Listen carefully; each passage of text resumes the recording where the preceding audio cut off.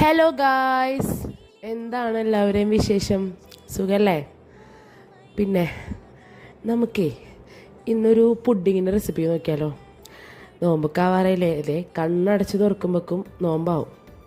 അതിനിപ്പോൾ ആരും കണ്ണടച്ച് നോക്കണ്ട, അങ്ങനെയല്ല ഞാൻ ഉദ്ദേശിച്ചത്.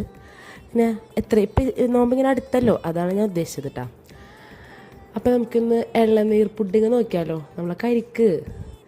അപ്പോൾ ആദ്യം തന്നെ നല്ല വെള്ളവും കാമ്പുള്ള കരിക്കെടുക്കുക.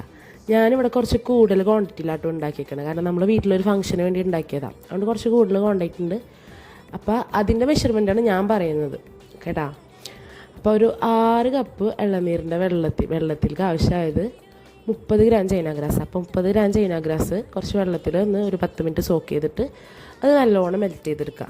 അപ്പോൾ ഇളനീരിൻ്റെ വെള്ളമൊന്ന് പഞ്ചസാര, നമ്മളെ മധുരത്തിന് ആവശ്യമായ പഞ്ചസാര, അതായത് വെള്ളത്തിന് മധുരം ഇല്ലെങ്കിൽ പഞ്ചസാര ആഡ് ചെയ്താൽ മതി. എന്നിട്ട് രണ്ടും കൂടെ മിക്സ് ചെയ്തിട്ട് അരിച്ചിട്ട് ഒരു സ്റ്റീൽ കിണ്ണത്തിലാ അല്ലെങ്കിൽ വേറൊരു പ്ലേറ്റിലാ ഇങ്ങനെ സെറ്റ് ചെയ്യാൻ വെച്ചിട്ട് ജസ്റ്റ് ഒരു 10 മിനിറ്റ് കൊണ്ട് തന്നെ സെറ്റായി കിട്ടും. എന്നിട്ട് നമ്മൾ ജസ്റ്റ് അതൊന്ന് ഇങ്ങനെ കട്ട് ചെയ്തിട്ട് എടുക്കുക. അപ്പോൾ ഇതേപോലെ ക്രിസ്റ്റലായിട്ട് കിട്ടും.